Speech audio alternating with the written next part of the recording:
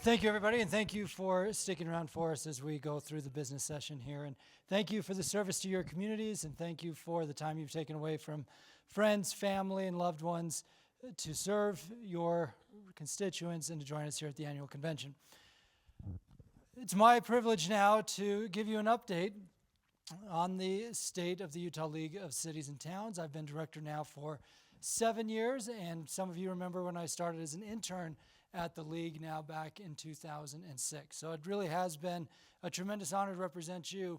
And the objective here over these next few minutes is actually to report back to the full membership what I would normally just report back to the board, and that is how we are achieving the objectives that the board has set out for us. Ultimately, the reason that we exist as a league, the reason back in 1907, league members created this organization was to help you serve your communities. And we do that through 3 pillars: advocacy, engagement, and operations.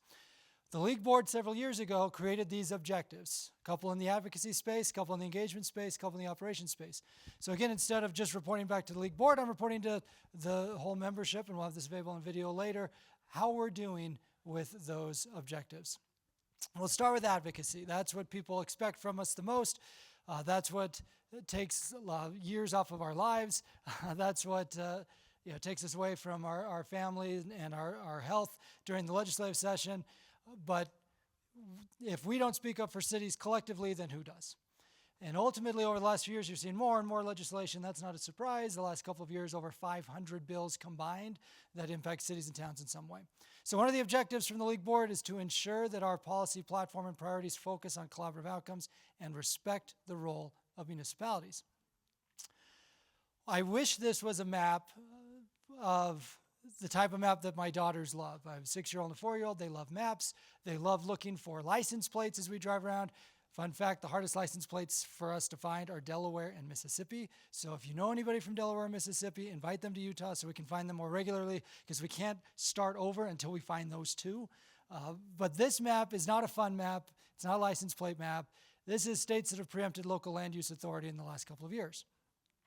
And the states that are highlighted in blue are the ones where the legislatures have preempted land use authority in a variety of ways. These are just recent headlines. Obviously, we heard from Governor Cox this morning about his goal. He had this op-ed last month about building housing, and you're seeing more and more organizations locally and nationally bringing back recommendations around land use and housing. Well, this is an example of what happened last year, where we were able to bring good data to the forefront that respected the role of municipalities and really changed the conversation.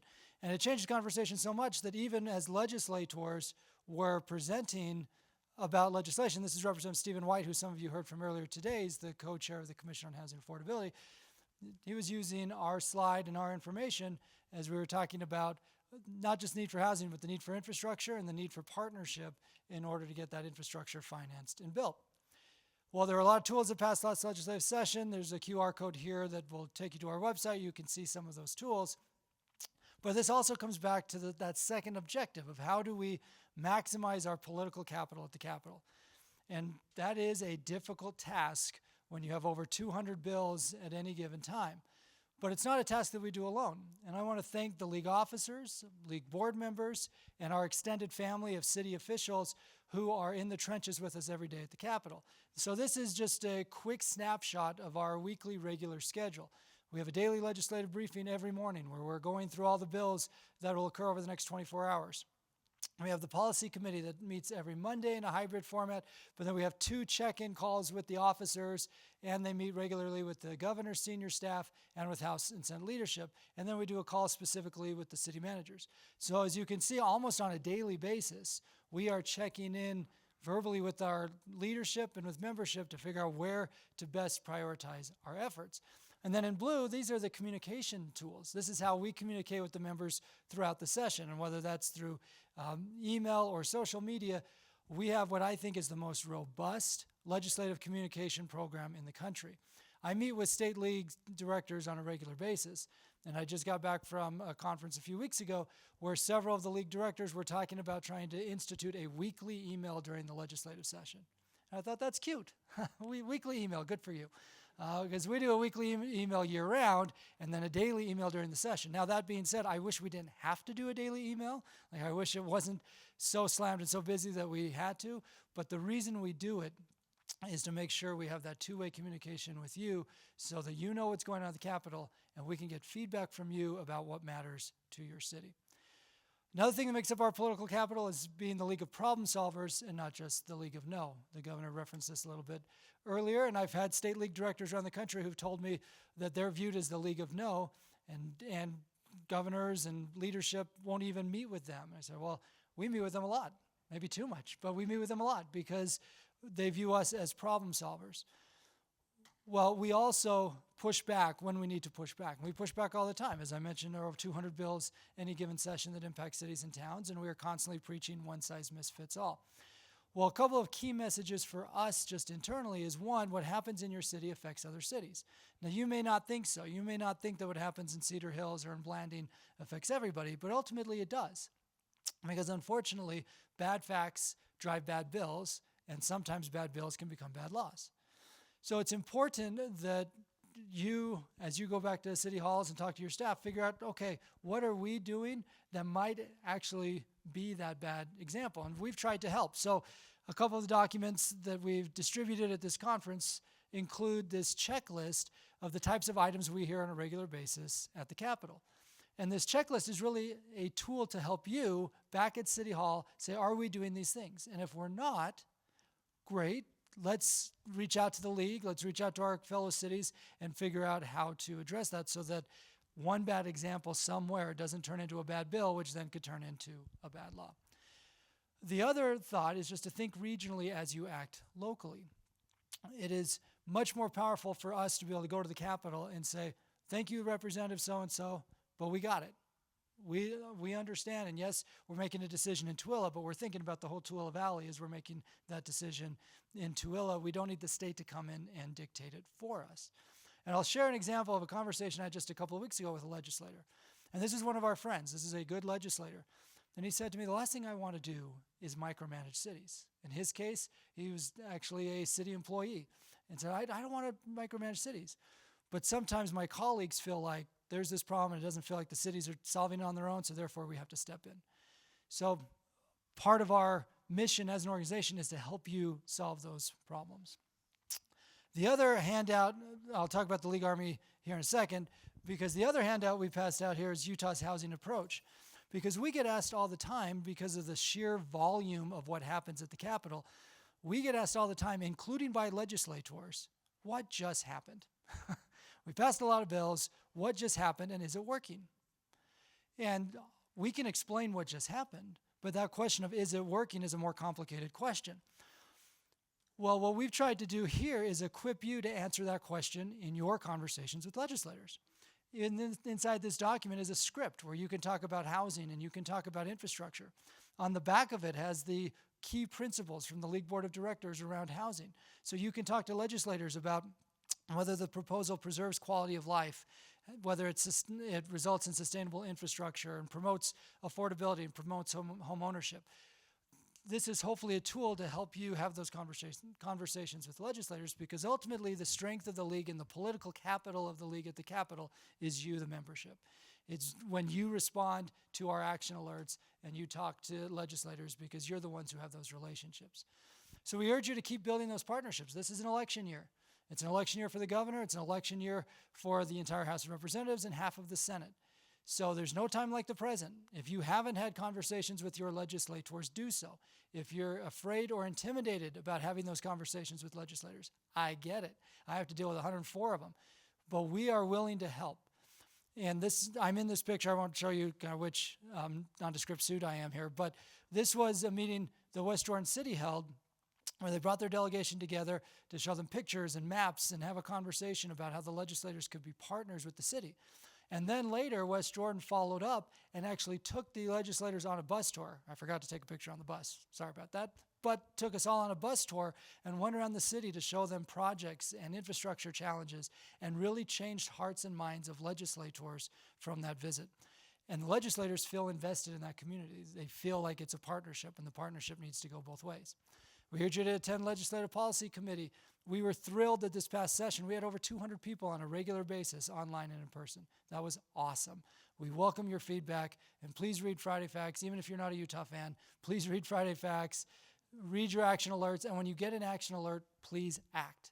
One of my favorite moments from this past legislative session, well, my favorite moment was when it ended, but one of my other favorite moments from this past legislative session was when a legislator came out to us 2 hours after we had sent an action alert, and he said, call off your mayors. We get it. That bill's not going anywhere. That's the collective power of league members, of mayors and council members, when you respond to those action alerts and have those relationships that legislators respect. So this slide probably just makes you tired looking at it. It certainly does for me, of what's likely to come in 2025. And I only put it up here so that if there are items up here that catch you unaware and you feel like this is important for my city, make sure we know, because we have work groups that are working on lots of these issues already, and we welcome your participation. And as you look ahead, this conference ends today, not tomorrow, so you're welcome for getting the Friday back. But next week, we're right back at it with the Commission on Housing Affordability, the UEOC, and legislative interim meetings. And really, we are in a year-round legislative cycle, even though the session doesn't officially begin until January 21st with Local Officials Day that next day. So that's the first piece, is the advocacy piece. The second piece is engagement. And one of the objectives is to engage with our members across the state and our geographic regions and communities of commonality. Part of the reason that we are not meeting tomorrow is we took the half day tomorrow and took that show on the road, and we did 6 regional events around the state, and we have a few more to go. And we were able to interact with more than 500 league members in all corners of the state, and no league road trip is complete without some Liam Threlkill selfies at city halls. So that's just a sampling of the city halls that Liam visited, but we were thrilled to meet with you and your communities, and thank you to the associations of governments for partnering with us on those trainings. Another key objective in the engagement space is to make sure conferences are relevant, worthwhile, and productive. And we hope that's the case, and we'll send you a survey later where you can tell us if we met this objective. But in addition to the 2 major conferences, we've been expanding our webinar offerings. We're doing one just next week on the Utah Constitutional Amendments. As Justin indicated yesterday, under the Political Activities of Public Entities Act, we can answer questions. We can't, as a league, take a position for or against any ballot proposition, but we can answer questions. So send us your questions so we can answer them in the webinar for you, so that you as elected officials can make your decisions there.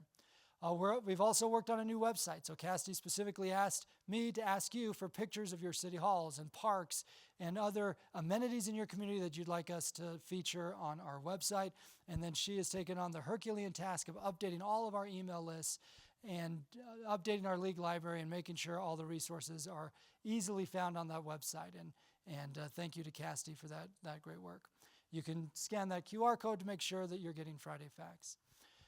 We've also expanded programming throughout the year to help you with the resources you need. So for example, 155 cities and towns paid the voluntary assessment through the American Rescue Plan Act, and we were able to help those communities meet all the federal requirements and help them with technical assistance that resulted in more broadband connectivity and more water infrastructure facilities and other really cool projects. And so that in turn led to a lot of the conversations later resulted in the Local Administrative Advisor Program. We're wrapping up the Your Land, Your Plan program. This was a 2-year grant where we have provided webinars and trainings, and we're partnering with a couple of associations of governments around some zoning maps to really help those areas understand what publicly owned land they have in their city and then how they can use that to enhance community benefits. We started this a couple of years ago, and then this year there's been a lot of dialogue at the state about that very topic. So we're better prepared for those conversations because of this engagement effort. And then you've heard throughout the conference about the success of the Local Administrative Advisor. And I'm proud that this is the first of its kind in the country. And it came because we had mayors who reached out to us asking for help, and we brainstormed, figure out what this program could look like, and the governor supported it, and the legislature funded it, and the partnership with the AOGs has been phenomenal. In 1 year, the local administrative advisors have done 590 projects in 114 communities in 1 year.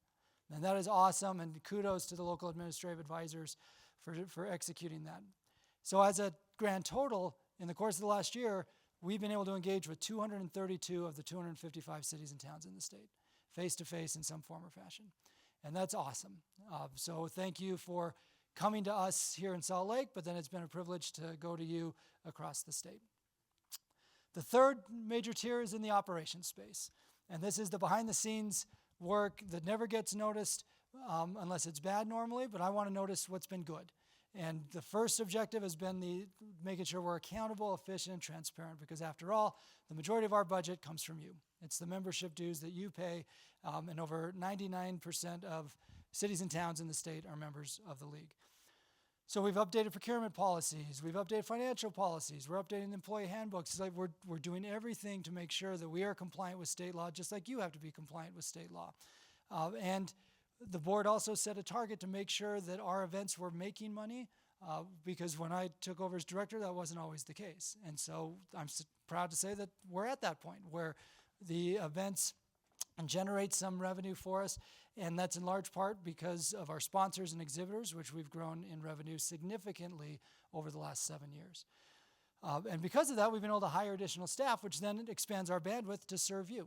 And I'm proud of that, and I'm proud of the team that we have. And the picture is not complete. There are a few people who weren't in that picture. It's hard to get all of us in the same space at the same time, but really it's a team effort to serve you.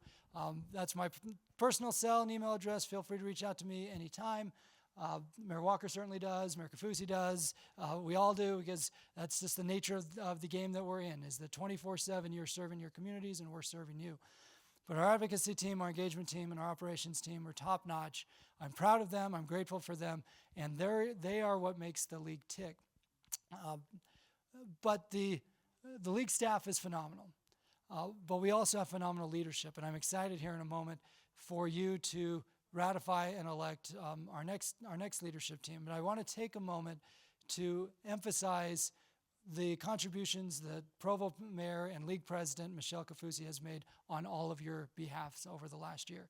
So this is a picture with Governor Cox and the league officers and other board members when we met with him for going into the legislative session about priorities. This was us during one of the countless trips to the Capitol, right, Mayor Kaufusi, working through legislation and figuring out what the impact was going to be of it. I'm grateful for Mayor Kaufusi because she's a type who always starts meetings on time, but she's always the last to leave. And the reason for that is because everybody feels comfortable and wants to talk to her, and she wants to talk with them. Provo's slogan is welcome home, and I actually think that's Mayor Kaufusi's personal slogan, is welcome home. She's incredibly welcoming, and she leveraged all of those relationships, and she leveraged all of the staff expertise on her team on your behalf over the last year as president and throughout her time as a league officer, including just last week. She and I were at the Capitol again last week. Again, countless times that we've been at the Capitol together, and I've appreciated working shoulder to shoulder with her over the last year. And the good news is she's not going away. She stays on the board, and she'll continue tomorrow as the mayor of Provo. But I'm grateful for Mayor Kaufusi and grateful for the contributions that she's made on behalf of you and on behalf of local government.